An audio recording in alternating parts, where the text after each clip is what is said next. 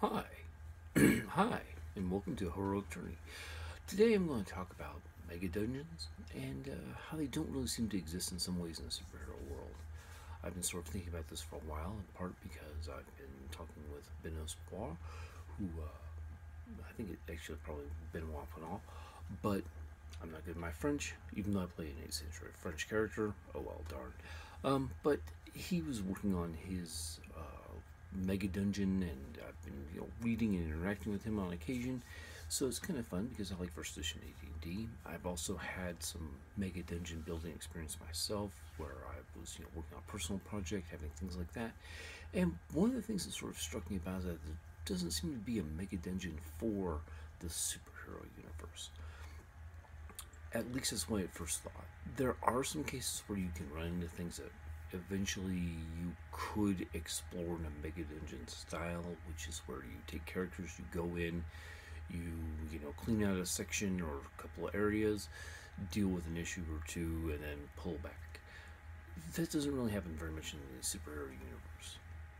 It can to a certain extent. You could treat like the entire universe at large as a huge issue where you need to go in and solve all the problems with all the autocratic and despotic planets being ruled by evil people. You go to one planet, you take out a person who's causing most of the issues, help them set up a help the revolutionaries set up a more better union of people, representing them better instead of replacing it with the same problems that occurred in the first place. But that seems to sort of work. You could also go to like the microverse, same thing, go in, solve some issues, come back.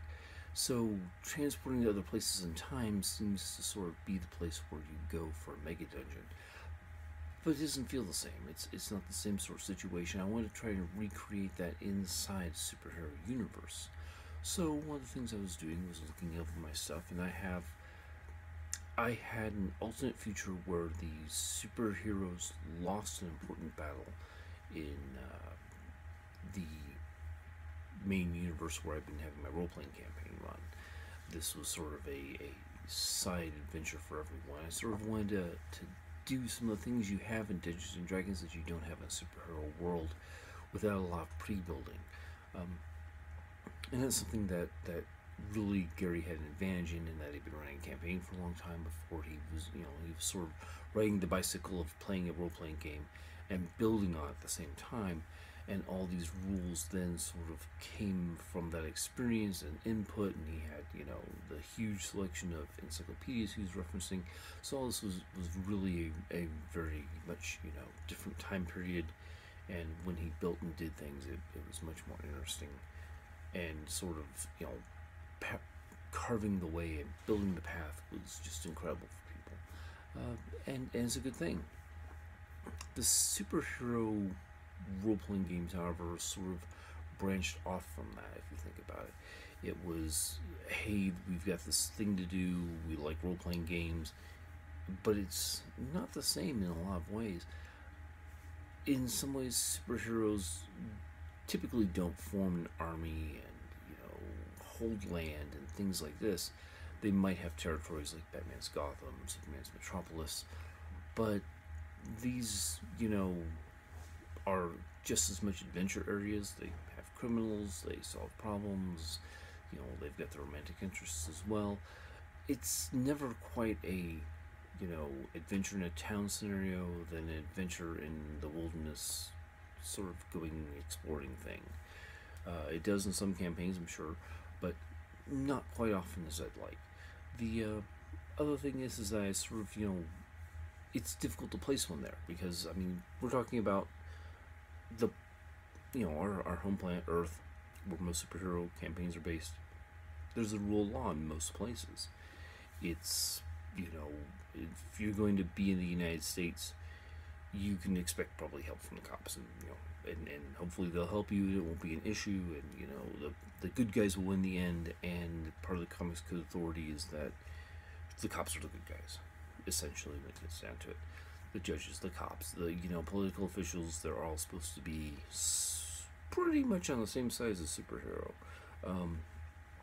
because even though he represents the the outside forces, it's more along the lines of a good citizen, sort of interaction. It's things that prevent the vigilante have been a little bit loosened in some cases, and you definitely want to stay on the side of law and order in a superhero universe. There are places on planet Earth where, unfortunately, it's true, there isn't a rule of law. We've got problems all throughout the world. There's probably even places in the United States where it sometimes feels like there isn't the rule of law. It's sad. Like to have it better than that. Maybe we'll eventually get to it. So while I was thinking about some of these things, one of the things that percolated through is that it might be interesting to set things in a place where most normal humans don't want to go. For example, Chernobyl. Okay, I've got a particular fascination with the former USSR. It's an interesting place for me. I've actually traveled and visited there, and the news coming out of the area around Chernobyl and what Chernobyl has done is kind of interesting. I mean, there's all sorts of things you can run across in there if you're willing to adventure and risk the radiation. For most player characters in a superhero world, that risk would be very low. So they might be willing to go and adventure in places where most normal humans, and especially those people who represent the rule of law, the police, the military, things like that, would be far more concerned about it. So that's something to consider. Also, I've got a friend who has done work on nuclear submarines, and he talks about the cleaning crews who go in for the submarines that are subcontracted out, and there's a certain amount of radiation you can have per year. So the sub crews don't do the cleaning on the subs when they're in dock, because you then turn around and go and they have to keep the radiation low for the year. But a cleaning crew in a single month can accumulate their yearly maximum. That's considered a safe level limit for the annual thing, and accumulate that whole thing in a month, and then the next 11 months they just won't clean near nuclear reactors, essentially. So it's sort of darkly, morbidly hilarious in some ways that hey, we'll risk people for 1 month out of 12, but we gotta keep the sub guys protected so they can spend the entire year on the sub or more. So that's sort of the thing, but it's a need, it's a niche, it's filled. Back to the source. So I was thinking about Chernobyl. Chernobyl might be an interesting place to be because man has essentially abandoned it. It's a fairly expensive area, old Soviet base right in the middle, and what a supervillain could do is, if he and all of his minions were essentially radiation proof inherently, would then go in, take over the base, exist there, and basically go, come in and get me if you really want to. From there, then people go, okay, we're just not going to bother you as long as you don't bother us, would be a potential answer to this problem. And it's sort of work out into sort of hostile neutrality sort of situation where, okay, he's not causing us trouble, we'll not cause them trouble, we don't have the resources to yank him out anyways right now, we have other problems going on. So that's sort of where I'm seeing this situation developed as sort of a pocket of accident that ends up being abused by a supervillain. And then the supervillain, of course, does supervillain things. Most supervillains originally were mad scientists, the whole trope of going in and creating and doing and learning things that no man was meant to know. Well, I've always viewed that as a way to some superheroes would be created that way, supervillains would be, monsters would be born, live, and perhaps even survive for quite a while. What do you do with all that? I mean, do you keep them in cages? Do you, further experiment on them? It seems to be, it would cause issues where you just eventually go, hey, it's not going to work.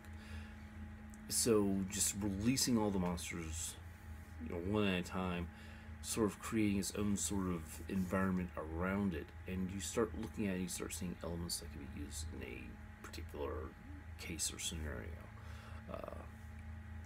Perhaps the superhero's teleportation device doesn't penetrate radiation very well, so they start out on the edge of the Chernobyl area. They teleport from there, so there's transport time, but and it separates them from their abilities to get back and resupply easily. Although certainly it's entirely possible that they could just go ahead and teleport out of there if they've got a transport specialist that can do that. But basically, you go in, go out, go in, go out, and try and solve an expanding reach and clear rooms and stop problems and sort of clean up this mess in a series of approaches, varying it each time, so that way hopefully they don't learn too much about you and decide to take you down. So I've sort of built this idea around, there's Chernobyl, it's, there's a turmoil in the region. Putin probably wouldn't really like this and would want to pay attention to it, but if he's busy trying to solve other problems, maybe if they're not causing him a headache right now and it's not a politically aware issue, as well as, if the supervillains attract attention in the United States from the United States superheroes, that could be a point where the conflict occurs.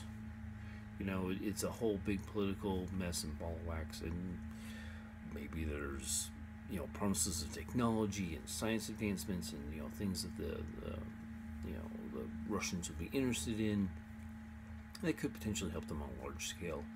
So having a piece of property that essentially is an independent country, because it's like Dr. Doom's Latveria, and they're not setting up their own independent country, but it's like, you don't come in, we won't go out to bug you, we might bug your enemies, could work.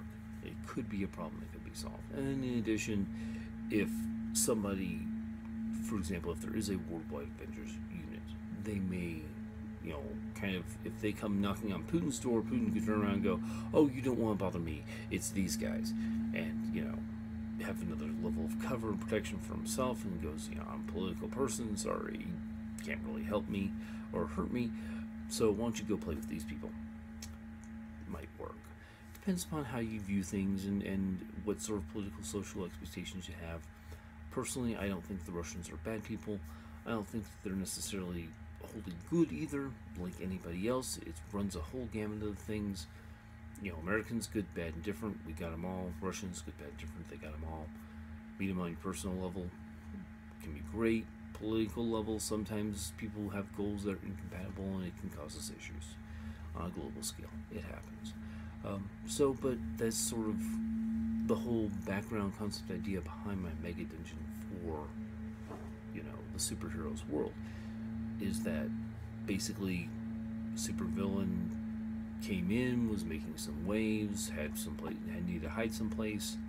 Chernobyl occurred, went in, figured out what was going on, hid in Chernobyl, started building up resources and experimenting and ideas and playing with radiation. And my particular villain, he would spend time kidnapping the children that were going to be mutated by the radiation near Chernobyl or where the cloud had gone, and things like that, and was basically formed them into a miniature superpowered army, enough to give superheroes pause when they fought them. In addition, he's sort of a mega it's a mega, but a homage, there we go, an homage to Dr. Doom, in that he's sort of own little countries that he runs with an iron fist, comes over, has political immunity to a certain extent, so have fun with that. And it gives everybody an idea and a couple of things. He's more magical, more armor. I'll have to talk to him about him later. I'm not even going to reveal the name right now. It's just going to be fun. One of the secrets I'll keep for a little bit. But the concept is that I'm working upon is I'm starting with what sort of random things you might find around in the surrounding area. Things that you might be able to explore and deal with. Places you might be able to find. And that's basically where the idea for the superpowered Mega Dungeon came from, is that we're going to sort of look at things and go, hey, we can do X, Y, or Z, let's have some fun. What do we want to do? You know, here's this problem you could go over and solve in basically Eastern Europe. There are, problems you might eventually have. I've put everything for this Mega Dungeon on one page, and it's really huge. It's difficult to look at unless you get down 10%, and then you can only see, like, I've got these squares filled. It's about 12 or 14 columns wide, and it's over 1,000 tall. And part of that's just character sheets. For example, you can run across dinosaurs. You can run across other monstrosities that have been created. I've got a map I'm attaching to the post, and it looks weird until you realize that's a building inside of a mountain that is a training area for the supervillains to prepare to attack the major villain, or their major villain, which would be a superhero. Wonder who that could be. And then on top of that, you've got different levels that have been cut into the mountain that are supported still, but there's essentially a free-willing, you dump your junk and experiments you don't want anymore, and then the monsters sort of wander around and create a imbalanced ecosystem. And there's all sorts of things running around. There could be technology, there could be old devices, old vehicles, all sorts of things that weren't necessarily stripped down and reused, but were just more like tossed aside when they didn't want them anymore. It's sort of like a broken child, sort of syndrome, and it contributes to the concept that you would find in a Mega Dungeon sort of idea. Is that, well, I'm done playing with this +1 sword because I've got +2 sword that I really like. Woohoo! So I can't carry this all the time, so I need to keep this. I want to keep this one. So guess what? Chunk, sort of thing that could happen to help build a Mega Dungeon. So that's basically where this concept goes. And but I haven't really seen it in superhero campaign worlds. I could see it happening. I could see people having it. I've got some ideas for V&V that incorporate my own power set, and that the explanation for that is that if you go to a different universe, the powers generated may be different than you would find in V&V. So that sort of makes a Mega Dungeon sort of idea. So this is Alexander Davis for HeroicJourney.com, and I want you to be the best player you can be. Give me a like or a comment on it if you could, or any one of my other posts. I'd greatly appreciate it. Have a good day.